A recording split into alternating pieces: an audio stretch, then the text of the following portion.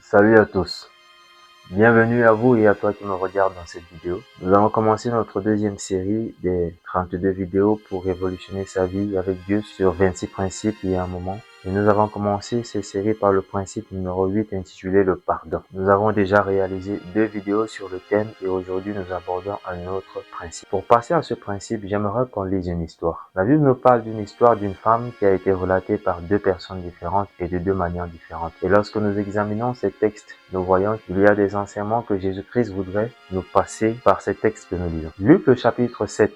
À partir du verset 36, la Bible nous parle de l'histoire d'une femme. Et cette femme est reconnue comme une femme pécheresse. Il est écrit: un pharisien pria Jésus de manger avec lui. Jésus entra dans la maison du pharisien et se mit à table. Et voici, une femme pécheresse qui se trouvait dans la ville, ayant su qu'il était à table dans la maison du pharisien, apporta un vase d'albâtre plein de parfums et se tint derrière aux pieds de Jésus. Elle pleurait et bientôt elle lui mouilla les pieds avec ses larmes, puis les essuya avec ses cheveux, les baisa et les oignit de parfum. Cette dame est entrée, elle a fait quelque chose. Le pharisien a commencé à dire en lui-même que si Jésus-Christ était vraiment un prophète, il devait savoir que cette femme était une femme pécheresse. Jésus, pour l'enseigner, dit ceci à partir du verset 40. Jésus prit la parole et lui dit: Simon, j'ai quelque chose à te dire. Maître, parle, répondit-il. Un créancier avait 2 débiteurs. L'un devait 500 deniers et l'autre 50. Comme il n'avait pas de quoi payer, il leur remit à tous 2 leur dette. Lequel l'aimera le plus? Simon répondit: celui, je pense, auquel il a le plus remis. Jésus lui dit: tu as bien jugé. Puis se tournant vers la femme, il dit à Simon: vois-tu cette femme? Je suis entré dans ta maison et tu ne m'as point donné de l'eau pour laver mes pieds, mais elle les a mouillés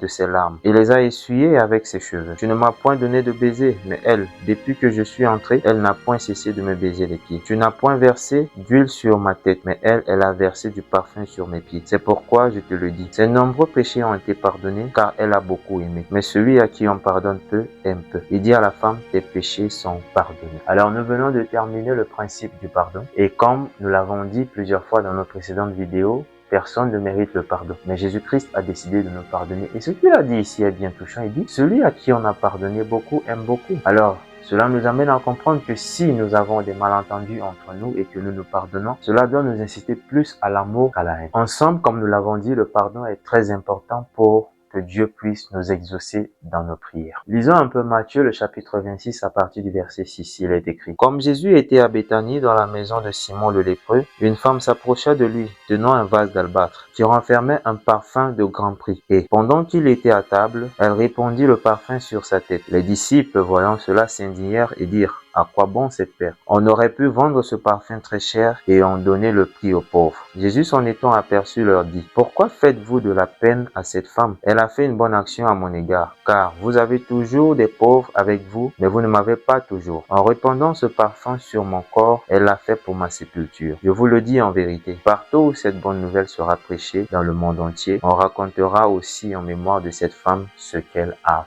fait. Alors bien évidemment, je suis en train de raconter, je suis en train de parler de la bonne nouvelle et je parle de cette femme. Ça veut dire que ce que Jésus-Christ a dit est vrai. Ce que j'aimerais qu'on puisse comprendre ici dans cette version que Matthieu nous donne, c'est ce que Jésus-Christ dit: vous avez toujours les pauvres avec vous. Alors, nous venons de terminer avec le principe numéro 8 qui est le pardon. Et si nous procédons à une division de pardon par syllabe, nous aurons 2 mots: par et don. C'est par un don que nous sommes sauvés et c'est par des dons que nous vivons dans la communauté ou bien dans le monde. C'est pourquoi le principe numéro 9 a pour titre le don. C'est quoi le don? Le don, c'est le fait de remettre à quelqu'un sans attendre quelque chose en retour. Alors le salut nous est donné par don. Et comme je l'ai dit dans les précédentes vidéos, si une personne est sauvée, cette personne prend conscience et cette personne travaille dans le royaume des cieux. Nous ne travaillons pas pour être sauvés, mais nous sommes sauvés pour travailler dans le royaume de Dieu. Nous avons parlé des bienfaisances et des libéralités. Aujourd'hui, nous parlons des dons. Remettre quelque chose à quelqu'un sans attendre quelque chose en retour. Nous devons savoir que l'abondance est encore loin de nous parce que nous sommes attachés à nos petites possessions qui parfois ne nous servent à rien. Écoutez un peu ce que je vais dire. À la base,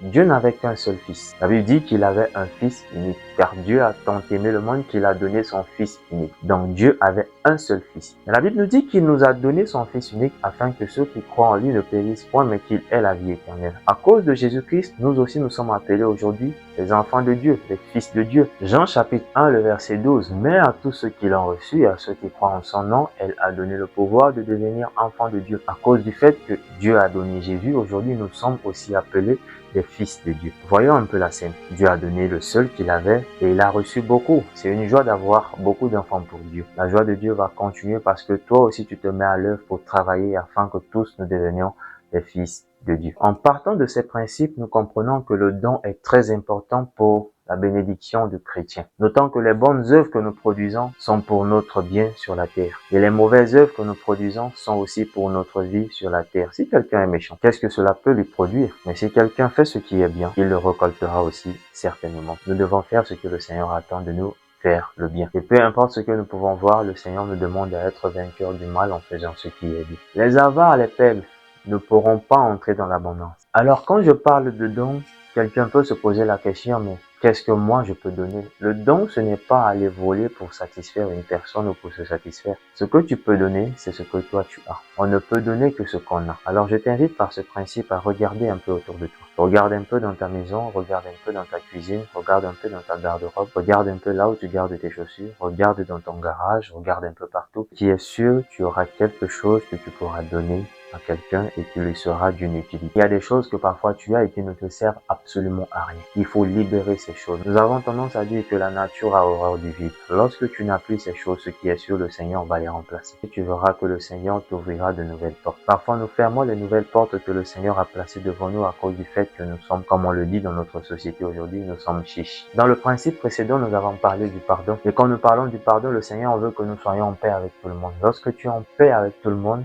cela t'amène aussi à être sensible aux besoins des autres. Ce qui est sûr, il ne te manque pas de quoi donner. Il y a des chaussures que tu ne portes pas, il y a des habits que tu ne portes pas. Nous posons souvent beaucoup de questions pour savoir, mais pourquoi telle situation?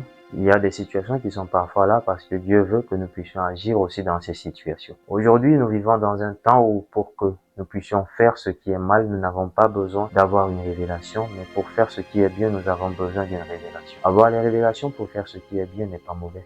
C'est parfois notre sagesse qui nous pousse à parler de révélation. Maintenant, pour faire du bien à X ou à Y, il faut que le Seigneur vienne me donner la certitude de faire le bien ou bien de faire un don pour que je puisse faire le don.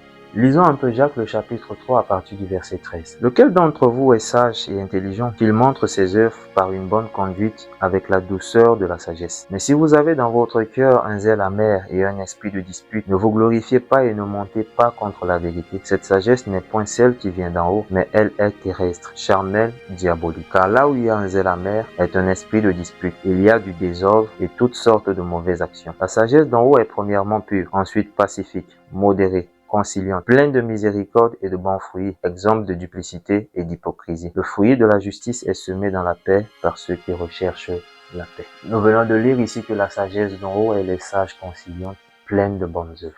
Parmi ces bonnes œuvres, je t'invite à faire des dons. Il y a beaucoup de personnes autour de toi qui ont besoin de certaines choses que tu as et qui ne te servent à rien. Jésus a dit que les gens seront récompensés en fonction de ce qu'ils lui ont fait parce qu'ils lui ont donné à manger, ils lui ont donné à boire, ils lui ont donné à se vêtir. Alors je t'invite à faire des dons. Je t'invite à donner à côté de toi. Peu importe les accusations, peu importe les condamnations, peu importe les plans de l'ennemi, lorsque tu le fais de bon cœur et que tu sais que tu le fais pour la gloire de Dieu, le Seigneur te récompensera certainement et tu ne tomberas pas dans les pièges de l'ennemi au nom de Jésus-Christ. Regarde encore autour de toi, regarde un peu ces chaussures que tu ne portes plus, regarde ces vêtements que tu ne portes plus, regarde même un peu dans ta cuisine, il y a des choses que tu peux donner à ceux qui sont dans le besoin. Ne passe pas ton temps seulement à juger ou à condamner, mais passe ton temps aussi à voir là où tu peux aider, car le Seigneur a besoin de toi. Nous avons parlé de beaucoup de principes dans nos vidéos. Il y a des principes moraux, mais il y a des principes d'action qui nous poussent à faire des choses. Et lorsque nous faisons ces choses de bon cœur et de tout cœur, le Seigneur nous récompense toujours. Soit celui qui est sensible aux besoins des autres, soit celui qui répond présent lorsqu'on a besoin de toi. Et fais tout pour la gloire du Seigneur. Fais ce qui est bien selon que le Seigneur te demande. Et parfois, tu n'as pas besoin d'aller dans ta chambre pour faire un programme de jeûne pour savoir que tu as besoin d'aider où tu as besoin de donner. Donne selon ton cœur et donne selon tes moyens. Donne de tout ton cœur. N'attends rien en retour, mais attends tout de ce Dieu qui t'a demandé de le faire. Ne soyons pas des hypocrites. La Bible dit que ce que tu fais de la main gauche, que la main droite ne soit plus au courant. En faisant ton don, ne crie pas sur tous les toits que tu es en train de faire des dons. Marche un peu à côté de toi et vois ces gens qui ont besoin de ton soutien et apporte ton soutien comme tu le peux. Le Seigneur te bénira certainement. Prends au sérieux ce principe numéro 9 et tu verras la gloire de Dieu se manifester dans ta vie. Pour l'instant, reste positif. Shalom à vous.